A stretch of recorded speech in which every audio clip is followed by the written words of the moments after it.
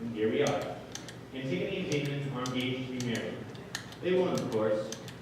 For Antigone, the world was not meant to bear a husband for her, and for Haman will lead to his earlier death. That gray-haired, powerfully built man is standing lost in thought with his little page at his side is career. His face is lined. He is tired. He practices the difficult art of the leader of men. When he was younger, when Oedipus was king, Creon was no more than his brother-in-law. Different. He loved music, thought rare manuscripts, and was a kind of art patron. He used to while away whole afternoons in the antique shops in the city of Thebes. But Oedipus died. His sons died. Creon's no longer talented. I'll tell you something about Creon. He has a tendency to fool himself. This leader of men, this brilliant debater and politician, likes to believe that if it were not for his sense of responsibility, he would stay right down to the front and go back to the manuscripts. But the fact is, he loves making. He's an artist who believes that he can govern just as well as any man of action could, and no god nor any man can look at us for common people. Creon has a wife, a queen. Her name is Irvine. There she sits, gracious lady with the knitting, next to the old nurse who was brought up with two girls. She will go on knitting all throughout the play till it comes time for her to go into her room and die. She's a good woman, a worthy, loving soul, but she's no help to her. Creon has to face the musical alone with his page, who is too young to really help. The others, let's see. That pale young woman leaning against the wall, that is the messenger. Later on, she will come running in to announce that Haman is dead. She has a premonition of catastrophe. That is what she's brooding over. That is why she won't mingle with the others. As for those three pasty-faced card players, they're guards, members of Creon's police force. They all chew tobacco. One smells of garlic, another of beer, but they're not a bad lot. They'll have wives who they're afraid of and kids who are afraid of them, and bothered by the little day-to-day worries that beset us all. At the same time, they are policemen. Eternally innocent, no matter what crimes are committed, eternally indifferent when nothing that happens can matter to them.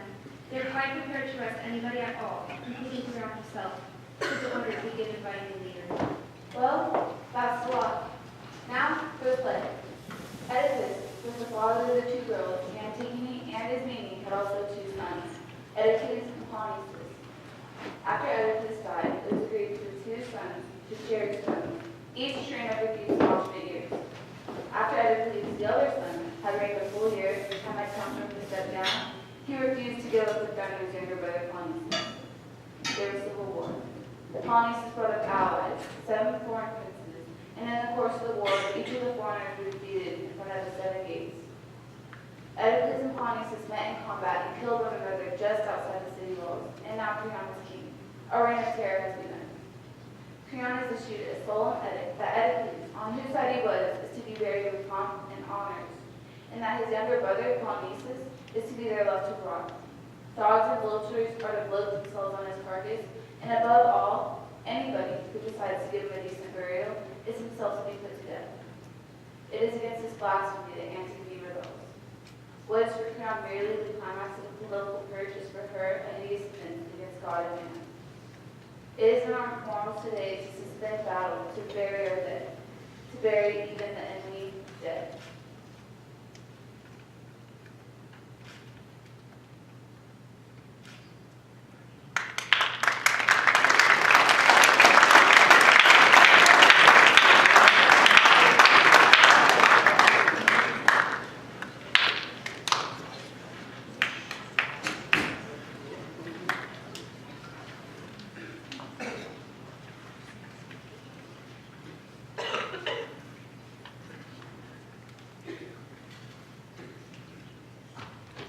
Where have you been? Nowhere.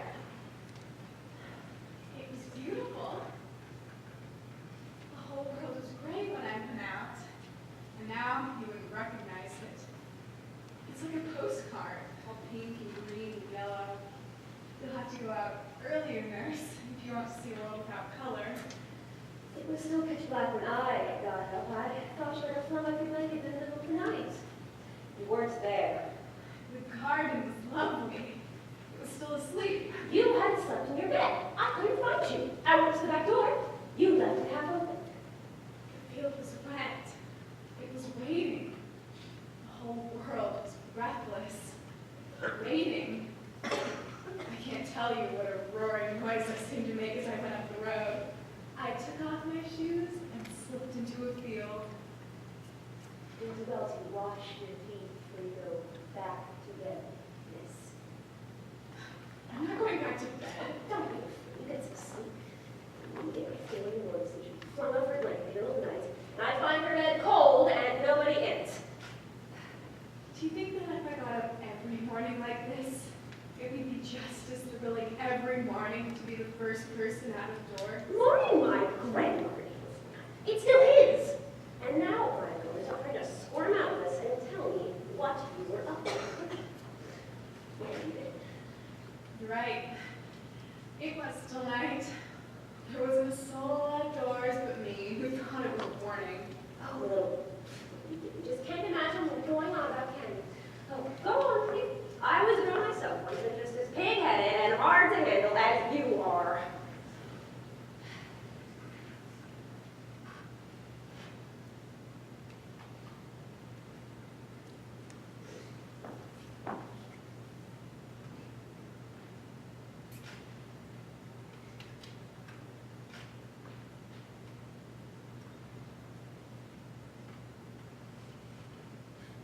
You went to meet someone, didn't you? Did I? Yes. I went out to meet someone. You have a lover? Yes, nurse. I have a lover. It's very nice, isn't it? Goings on you. The daughter of a king, right up to me. Lovers, and we work our fingers to the bone. We slave you, young ladies. All of you.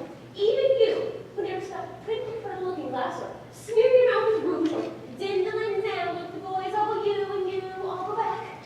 I used to say to myself, now, that one now, I wish she were a little more coquette when we were in the same dress and tumbling around her face. One thing's for sure, I would say to myself, no one will ever look at her when these meetings around all curly and tied and trim. I'll have this one on my hand for the rest of my life. And you see, just like your sister after all. Only worse. A hypocrite. God, I told you when she was that high. I promised your poor mother I'd make a lady out of you. And look at her.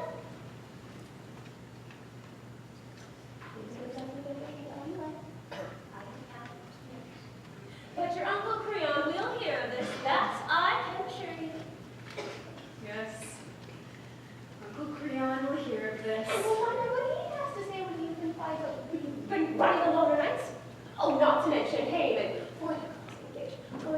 Going to be married, and you're running out of bed at 4 in the morning to meet somebody else in a field. Mammy, go away now. And you so much for speaking. She said she wants to be alone. Mammy, don't scold. This isn't a morning when you should be losing your temper. Oh, not scolding you along with the rest of it. I'm to like it. Oh, God. What would your poor mother say if she did right now? Old stupid. That's what she used to call me. Old stupid. Not to know to keep my young girls pure. Spend your whole life running after them, making them behave like a mother hen, feeding them, clothing them, tucking them into their beds, and then at 4 in the morning, snoring in your bed and letting them slip out into the night. And I'd stand there, dying of shame. I wasn't dead already. And I would dare look at them. And I'd say, that's true, your majesty. That's all true. Mammy, don't cry. You'll be able to look Mother in the face once you return to see her. And she'll say, thank you. Thank you so much for my little Antigone. You did such a good job with her.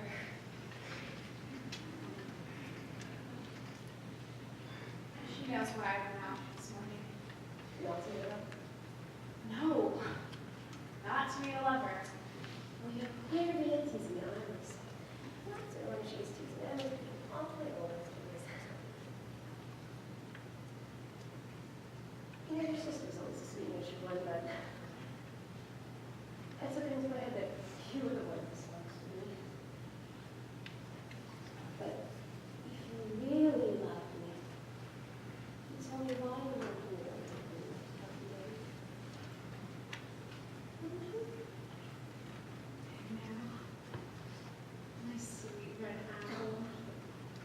Remember how I used to rub your cheeks to make them shine?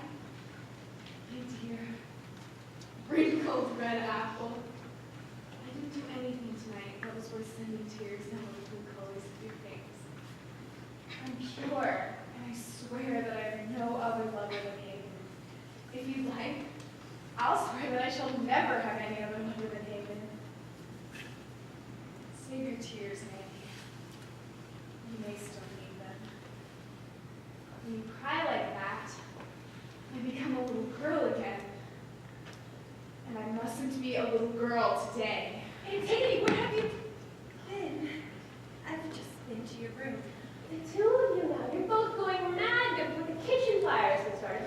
Do you like running around with a mouthful of breakfast? Do you think it is decent for the daughters of a king? Look, the raps on them, both my head, cold before I know it. Maggie, go away now. It's not chilly. Really. Summer's here.